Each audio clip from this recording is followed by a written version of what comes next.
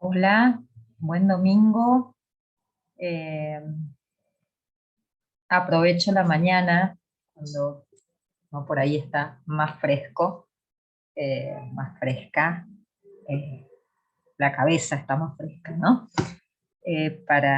Bueno, para seguir eh, con estos encuentros de empresas familiares, de qué podemos aportar a las empresas familiares, desde lo poco o desde lo mucho que conozcamos o desde cuáles sean nuestras experiencias o nuestros estudios, eh, y todo al servicio de algo bueno, al servicio de, de que las cosas funcionen, de que podamos ser todos los días un poquito mejores. Eh,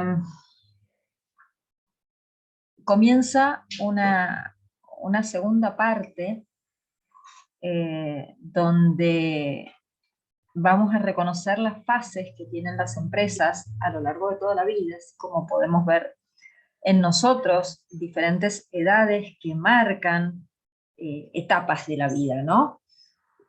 Así pasa también con las empresas. Etapas que a veces devienen de crisis, ¿no? No es que todo sea un armonioso transcurrir, sino que muchas veces hasta qué punto esas crisis son necesarias para eh, generar cambios, para replantear si estoy en el lugar correcto, eh, si la empresa está en el lugar correcto.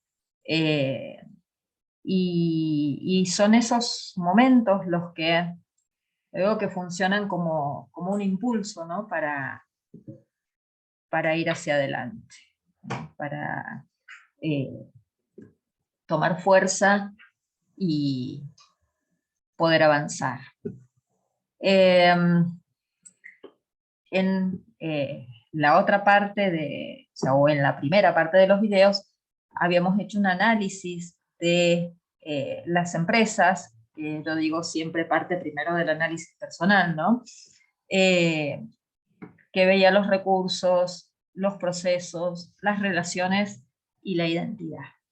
Seguimos con esos conceptos y ahora los vamos a aplicar a las diferentes fases eh, en las que podemos encontrar a las organizaciones, a las empresas y obviamente eh, a las empresas familiares que no escapan al, al análisis, ¿no? Entran en, en, en todas estas consideraciones, pero entran también con la especial consideración, la mirada especial también hacia el contexto familiar.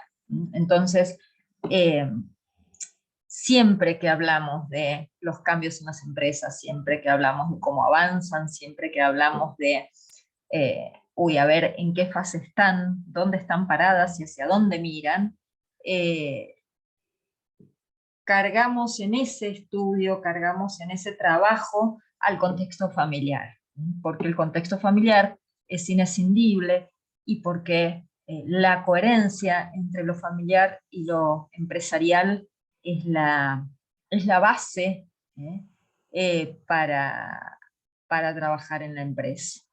Entonces, siempre desde este punto de partida, que estamos hablando de empresas familiares que tienen un doble contexto, que a veces se superpone mal y crea conflictos, y en la necesidad de que esa integración ¿eh?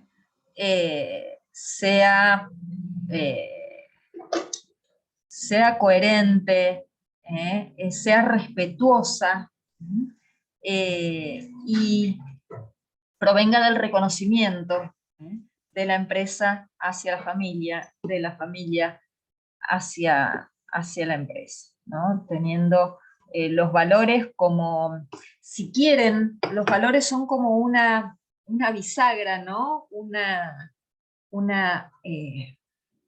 Nos permiten esa coherencia entre familia y empresa.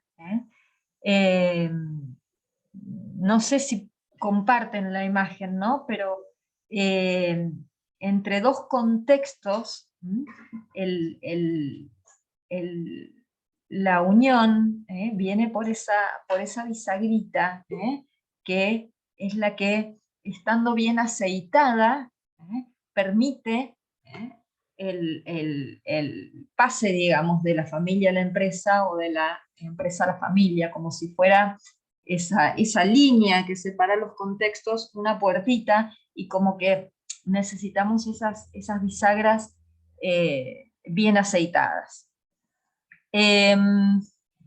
Entonces, vamos a pasar, estas diapositivas empiezan aquí, a ver las fases en el desarrollo de una empresa, a ver cómo la empresa crece, y qué tenemos que tener en cuenta, a dónde tenemos que prestar atención, y de dónde vienen esas señales de alerta que por ahí, si no las vemos a tiempo, después generan los conflictos y decimos, bueno, acá es tarde, porque en vez de una crisis tenemos que tomar decisiones que son mucho más drásticas que superar algún inconveniente. Yo les comparto también mi café del domingo a la mañana, que me parece que es una forma de hacer de esto, ¿no? Que es, estar en un lugar frente a una computadora, algo un poco más ameno, más íntimo, y más de charla de café. Me gustan esas charlas de café donde por ahí aparecen las ideas, y decir, ¿y esto? ¿Cómo llegamos a esto? Bueno, antes de comentarles un poquito de la fase, porque vamos a empezar hoy, vamos a ver una fase por encuentro, esta manía de integrar, de sumar cosas que por ahí no tienen mucha relación, pero que en su conjunto por ahí nos dan un sentido, o nos hacen un sentido. Los italianos tienen un término para esto que es sistemare, este ordenamiento de cosas que por ahí, yo le pongo tal vez ese significado, de cosas que por ahí no tienen nada que ver, pero que cuando las vemos todas juntas decimos, uy, era por ahí. Entonces, mirando historias personales, yo creo que si me tuviese que poner un nombre, me pondría Sistemare, y podrían decir, uy, esta persona con el café de la mañana está tomando algo más. Pero es que en realidad encuentro en este momento que todo suma, y que por esto de haber recorrido un largo camino, es decir, de acá en más, lo que queda es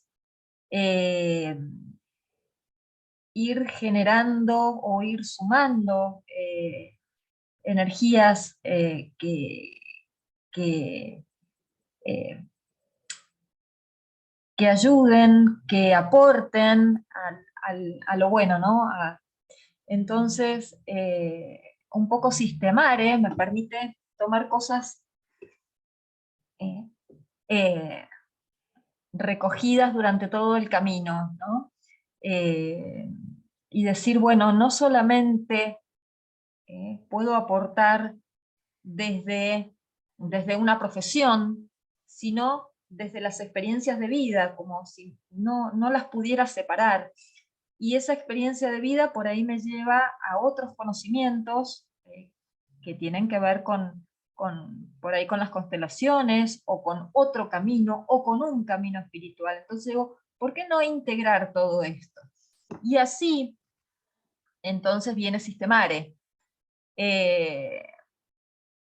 Y estos videos y estas charlas van a estar a partir de ahora en este sitio Systemare, que lo llamo espacio porque es abierto a quien quiera formar parte. Es decir, no soy solamente yo, no es Rosana Bona la que es Systemare, sino toda aquella persona que quiera aportar lo que tenga para dar, porque todo suma, todo sirve. Así que también un poco quería comentarles que lo pueden buscar, que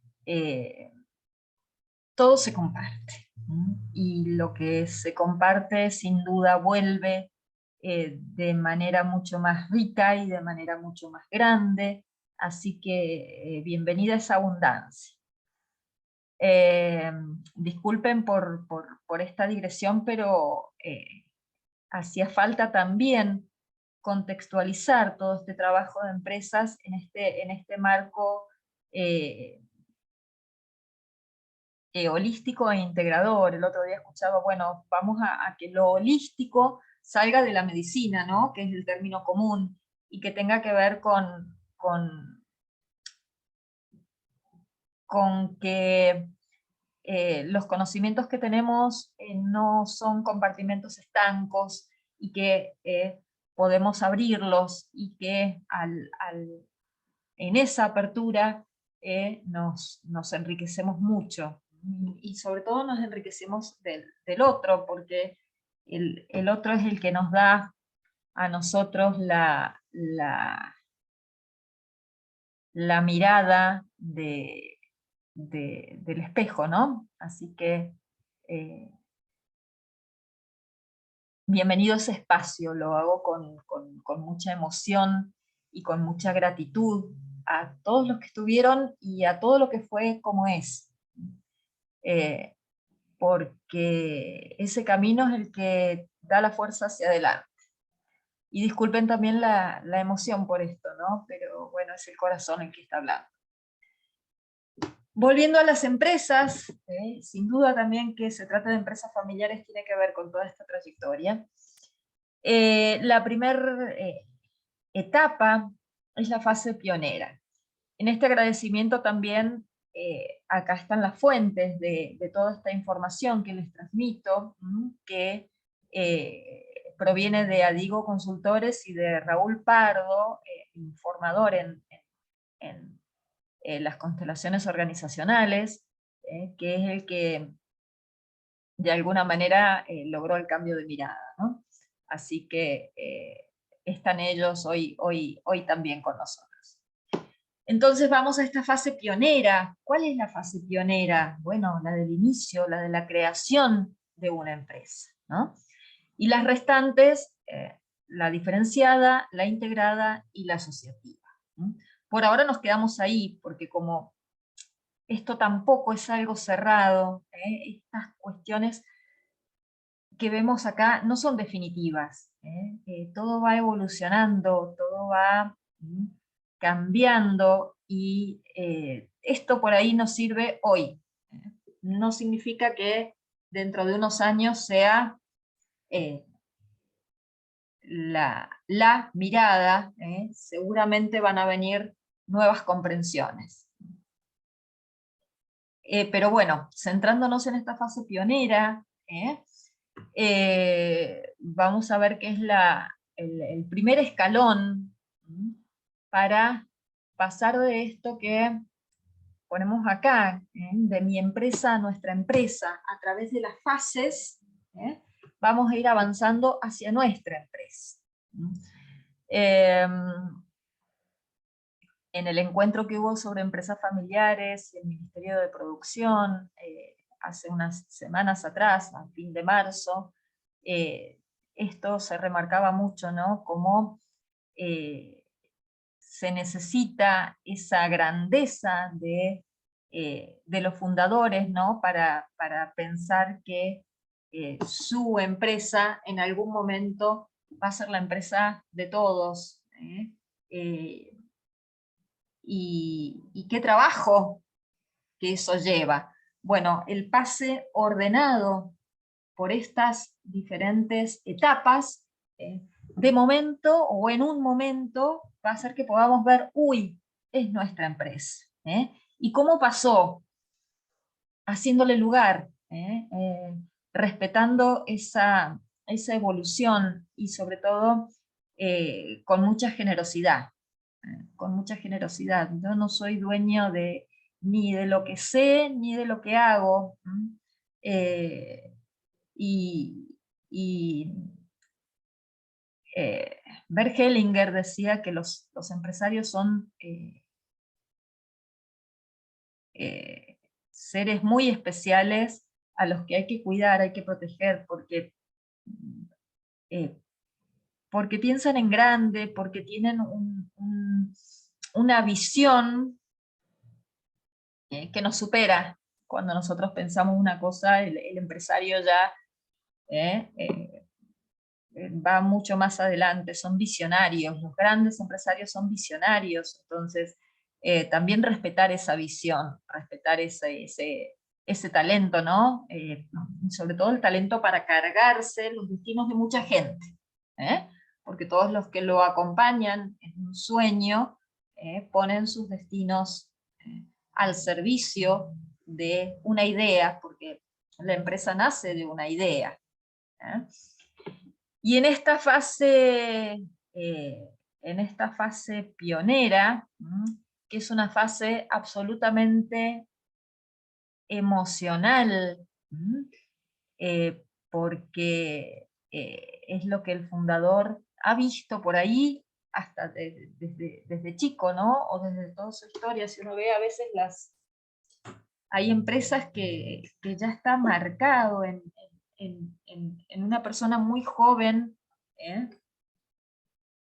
hacia dónde va, lo que quiere, y, y no se cuestionan por qué hacen lo que hacen.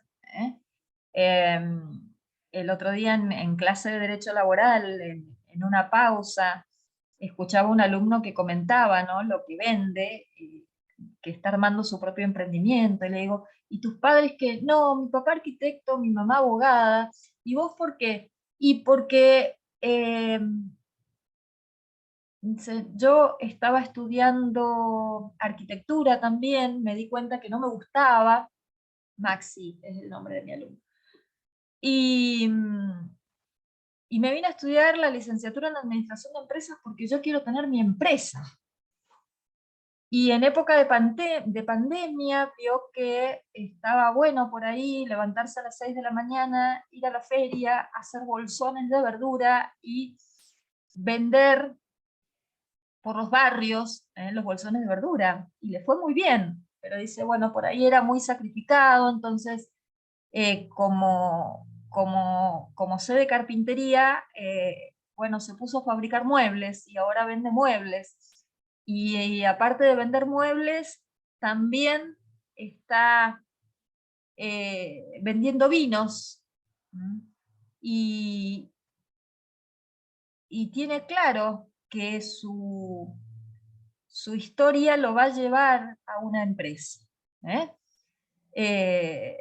Y, eh, y está bueno desde ese momento, ¿no? Un poco, bueno, hagamos el análisis, cómo son tus recursos o cuáles son tus recursos, cómo has armado tu emprendimiento, quiénes son tus clientes, quiénes son tus proveedores y cuál es tu identidad, ¿no? Cuál es la relación con lo que estás haciendo, cuál es tu arquetipo, porque en esto de los pioneros siguen arquetipos, y este concepto que por ahí es un poco de la psicología, aplica a las empresas perfectamente, y lo vamos por ahí a ver también en cada fase, que cada fase tiene un arquetipo. Acá es un guerrero, ¿no? Alguien que levanta un estandarte de sus objetivos, yo quiero esto, y lo voy a hacer.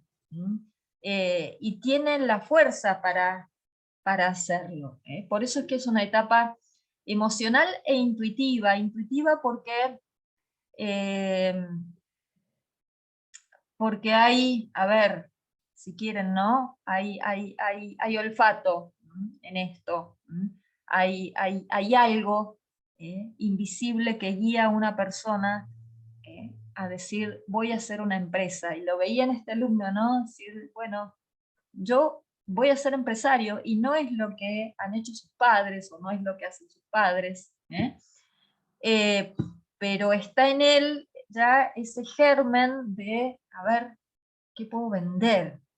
¿Por dónde va? ¿Qué es lo que el mercado pide? Que nosotros en las empresas tenemos como una fuerza eh, externa, que es la del mercado, y la empresa tiene que estar alineada con el mercado. Entonces, en esta primera fase pionera, la fuerza es la del fundador. Y acá, cuando nosotros trabajamos en lo sistémico, cuando trabajamos en lo profundo, y cuando trabajamos en los proyectos de personas, porque acá todavía no tenemos, la empresa se está gestando, trabajamos en la persona, esa fuerza viene de los padres. Y el fundador tiene que imaginarse siempre en su avance, que están sus padres detrás, aportando la fuerza para sus movimientos. Y también es muy bueno trabajar en un ejercicio que se llama la imagen sana, y cómo el fundador o la fundadora van viendo sus objetivos, los van visualizando al detalle, al detalle. Esto también permite darle fuerza a esos objetivos, ¿no? Darle fuerza a esos pasos que tiene que dar la persona. Eso en cuanto a la identidad.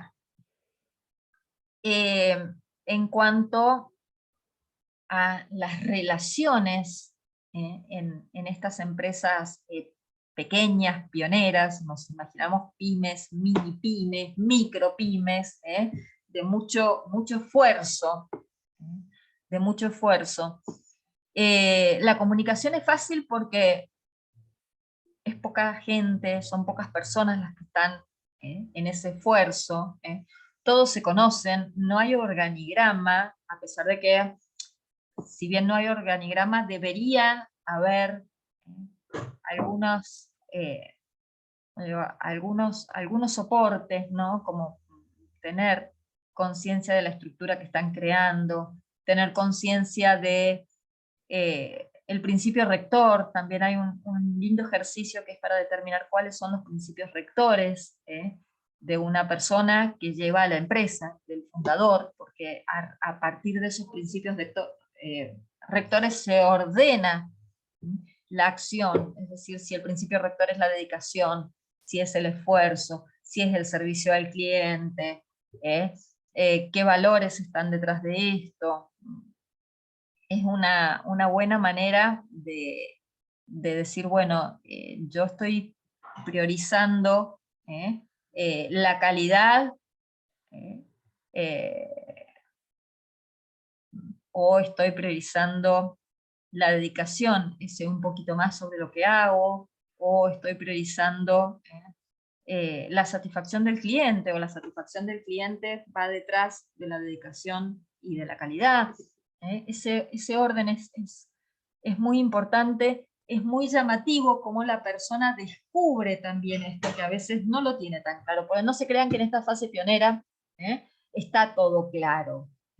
Si bien por ahí a veces están claros los objetivos, falla la fuerza. Y la persona avanza, pero se empieza a sentir confundida, no sé si ir para acá, no sé si ir para allá. Entonces, estos principios rectores, o este trabajo en los principios rectores también es muy importante, porque, como les repito, a veces nos da sorpresas. Nosotros creemos que trabajamos de una manera y resulta que en el fondo hay algún otro valor que está dando vueltas, y cuando lo vemos decimos, es cierto, esto también venía por acá. Entonces, si vemos los procesos, los tenemos acá, todo es artesanal, improvisado, flexible, porque se está creando, se está creando. Si tenemos una estructura rígida, tal vez esa estructura rígida no pueda avanzar. La empresa tiene que ser maleable al principio para poder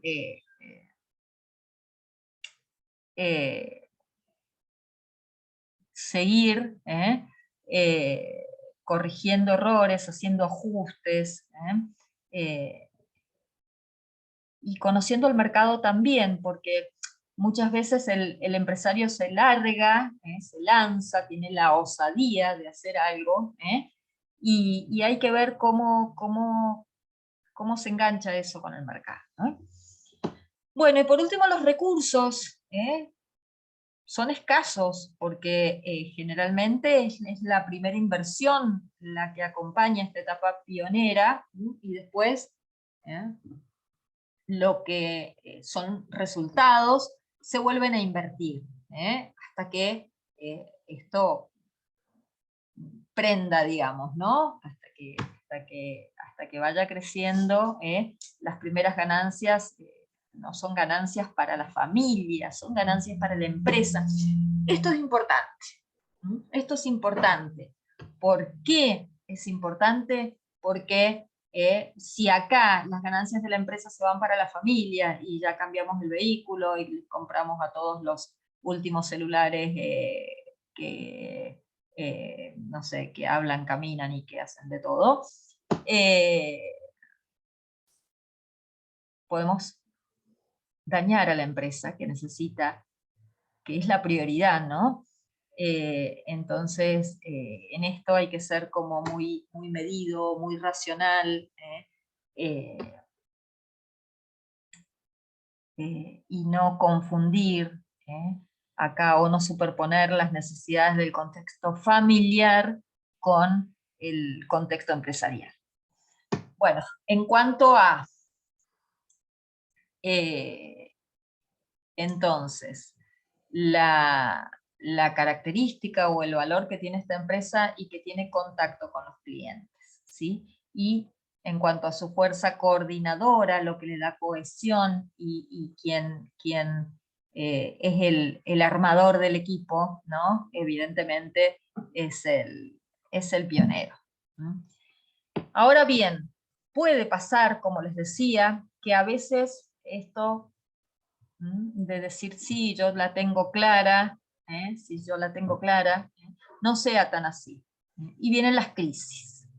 A veces esa crisis se necesita para el pase a otra de las fases, pero a veces esta crisis puede hacer tambalear la empresa. ¿Cuáles serían los inconvenientes que puede haber?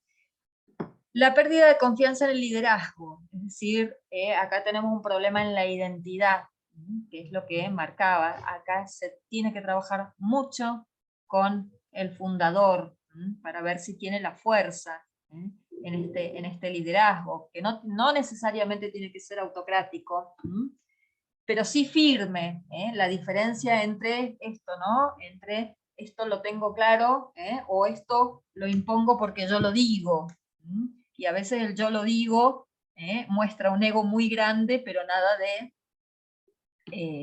atender a las necesidades, ni de afuera ni de adentro. Entonces, ojo con esto.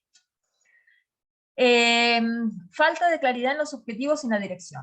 Acá por ahí el líder tiene fuerza, pero no sabe muy bien hacia dónde va.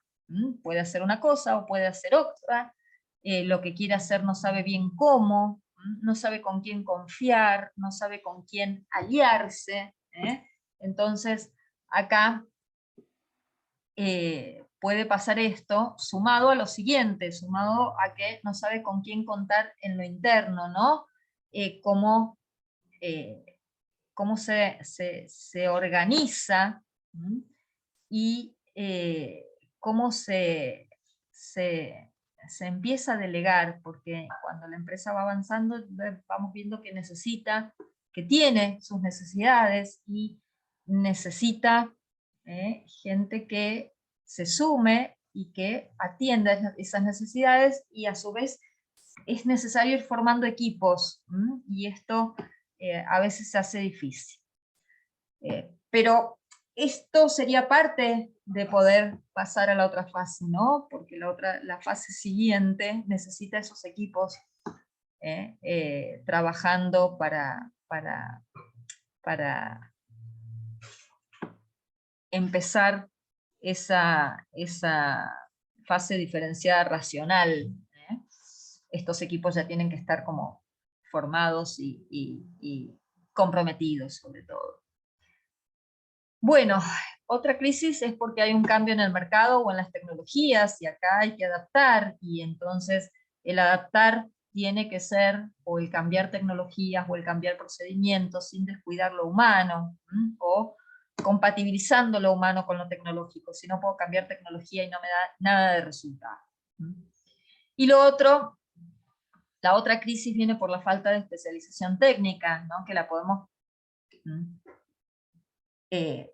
unir un poco con las primeras, en esto de necesitamos ir delegando, necesitamos formar equipos, y necesitamos que cada equipo, o en cada equipo, cada quien cumpla su rol, cada cual atienda su juego. ¿Por qué? Porque es necesario que se trabaje coordinadamente, y si todos hacemos lo mismo, esto no da resultado. Y aparte que se necesita el conocimiento técnico, y diría en estas épocas cada vez más el conocimiento técnico puede hacer la diferencia. Así que bueno, en esto, y en medio de las crisis, o en medio de la idea sana, ¿no? ¿Cómo avanzo en la empresa? La pregunta que nos tenemos que hacer es ¿cómo puedo crecer? Tengo mi idea, tengo claros mis recursos, mis procesos, mis relaciones, trabajo en mi identidad. Bueno, ¿ahora cómo avanzo? ¿Ahora cómo puedo crecer?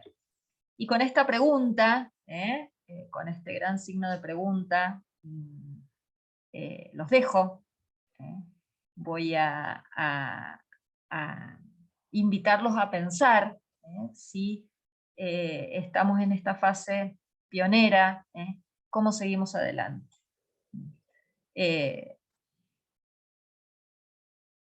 Tengo una pista, me parece que veo por dónde